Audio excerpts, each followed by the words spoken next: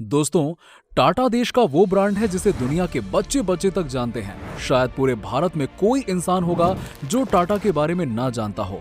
दुनिया भर के इंसान टाटा का कोई ना कोई प्रोडक्ट तो इस्तेमाल करते ही हैं। टाटा की नमक से लेकर देश के एयरलाइंस तक, स्टील से लेकर कार तक, होटल से लेकर चाय तक, टाटा सब कुछ बनाता है। देखिए, कुल मिलाकर बात यह है कि टाटा सिर्फ देश का नमक नहीं बल्कि पूरा देश का नमक है। चलिए, आज हम आपको टाटा की पूरी कहानी बताते हैं। टाटा केवल एक कंपनी नहीं बल्कि ये कई कंपनियों से बना एक ग्रुप है जो करोड़ों लोगों को रोजगार देता है और ये देश के वर्तमान और भविष्य दोनों को बना रहे हैं। और रतन टाटा देश के बाकी बिजनेसमैन अंबानी, अडानी से बिल्कुल अलग है।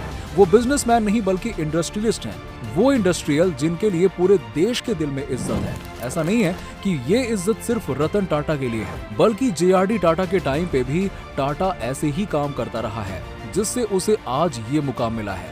दोस्तों, टाटा की शुरुआत जमशेदजी टाटा ने की थी, जिनका जन्म 1839 में एक पारसी परिवार में हुआ था। बात है 19वीं शताब्दी के अंत की।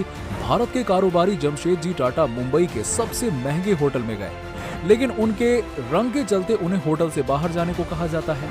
उसी वक्त उन्होंने ये प्रण लिया कि वो भारतीयों के लिए इससे भी अच्छा होटल बनाएंगे और 1903 में मुंबई के समुद्र तट पर ताजमहल पैलेस होटल तैयार किया गया। और ये मुंबई की पहली ऐसी इमारत थी जिसमें बिजली थी, अमेरिकी पंखे लगे थे, जर्मन लिफ्ट मौजूद थी और अंग्रेजी खानपान भी था। दोस्तों, टाटा के पूर्वज पारसी पुजारी थे। जमशेदजी ने तो कपड़े, चाय, तांबा, पीतल और यहाँ तक कि अफीम के धंधे में भी अपनी किस्मत आजमाई, क्योंकि तब अफीम का धंधा कानूनी तौर पर मान्यता प्राप्त था। उन्होंने उस दौरान काफी यात्राएं की और अपनी खोजों को लेकर वो बहुत ज्यादा उत्साहित रहते थे। ब्रिटेन की एक यात्रा के दौरान उन्होंने लेकाशायर कॉटन मिल की क्षमता का अंदाजा हुआ। साथ में ये एहसास हुआ कि भारत अपने शासक देश को इस मामले में चुनौती दे सकता है। और फिर उन्होंने ही 1877 में भारत की पहली कपड़ा मिल खोली थी। एम्ड्रेस मिल का उद्घाटन इसी दिन हुआ था, जिस दिन क्वीन विक्टोरिया भारत की महारानी बनी। जमशेद जी के पास भारत के लिए स्वदेशी सोच का सपना था। दोस्तों, यही स्वदेशी यानी कि पूरे देश में निर्मित चीजों के प्रति आग्रह भारत के स्वतंत्रता आंदोलन का विचार था। जी हाँ, जिस स्वदेशी सोच को आप और हम बढ़ावा दे रहे हैं, उसकी नींव रतन टाटा जी के पूर्वजों ने ही रखी थी। उन्होंने एक बार कहा था कि कोई भी देश, एकता और समाज अपने अपने कमजोर और असहाय लोगों की मदद से उतना आगे नहीं बढ़ता जितना वो अपने बेहतरीन और सबसे प्रतिभाशाली लोगों को आगे बढ़ाने से बढ़ता है। उनका सबसे बड़ा सपना स्टील प्लांट बनाने का था, लेकिन इसके पूरा होने से पहले ही उनका निधन हो गया था, जिसको बाद में उनके बेटे दोरबाजी टाटा ने इस चुनौती को संभाला और 1907 में टाटा स्टील में उत्पादन शुरू किया। भारत स्टील प्लांट बनाने वाला एशिया का पहला देश बना था। जमशेदपुर शहर को जमशेद जी ने एक औद्योगिक शहर बनाने की सोची थी। उन्होंने एक लेटर में लिखा था कि इस शहर की सड़कें लंबी होनी चाहिए और इसके दोनों तरफ छायादार पेड़ लगाए जाएं। लॉन और बगीचों के लिए पर्याप्त जगह होनी चाहिए।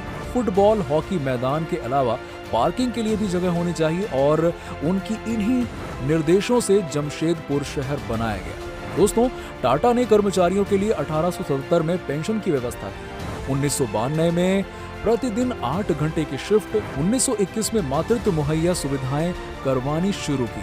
दोस्तों, आज TCS पूरे टाटा समूह की सबसे मुनाफे वाली कंपनी है, जो दुनिया भर में कंप्यूटर सॉफ्टवेयर की आपूर्ति करता है। 1991 में रतन टाटा समूह के मुखिया बने। तब उदारीकरण का दौर शुरू हो गया था और तभी रतन टाटा ने दुनिया भर में पांव पसारने शुरू किए। हमेशा से ही रतन टाटा का फोकस ऑटो सेक्टर की कंपनी टाटा मोटर्स में रहा। उन्होंने इसके जरिए कई तरह के प्रयोग भी किए। उन्होंने इंडिका बनाई, जिसको लेकर वो काफी उत्साहित थे, लेकिन शुरुआती दिनों में उन्हें उम्मीद के मुताबिक नतीजा नहीं मिला, जिस वजह से रतन टाटा ने अपने कार बिजनेस को बेचने का सोचा। इस बिजनेस को खरीदने के लिए अमेरिका के फोर्ड कंपनी ने दिलचस्पी दिखाई थी। डील फाइनल करने के लिए रतन टाटा को अमेरिका बुलाया गया था। हेडक्वार्टर में 3 घंटे की मीटिंग के दौरान फोर्ड के अधिकारियों का व्यवहार अपमानजनक रहा था। उन्होंने रतन टाटा से ये पूछ लिया कि जब आप कुछ नहीं जानते थे तो कार बनाना शुरू क्यों कर दिया। तभी रतन टाटा ने वो डील कैंसिल कर दी और भारत आकर एक बार फिर से टाटा मोटर्स पर फोकस किया और उन्हें सफलता मिली। और इस तरह रतन टाटा टाटा मोटर्स के लिए भी सफल व्यक्ति बन गए। और ऊंचाइयों को छूने लगे। दोस्तों, टाटा के बारे में आपकी क्या राय है, नीचे हमें कमेंट सेक्शन में जरूर बताइए। और अगर आपको वीडियो अच्छी लगी हो तो वीडियो को लाइक करें, शेयर करें और हमारे चैनल को सब्सक्राइब कर लें।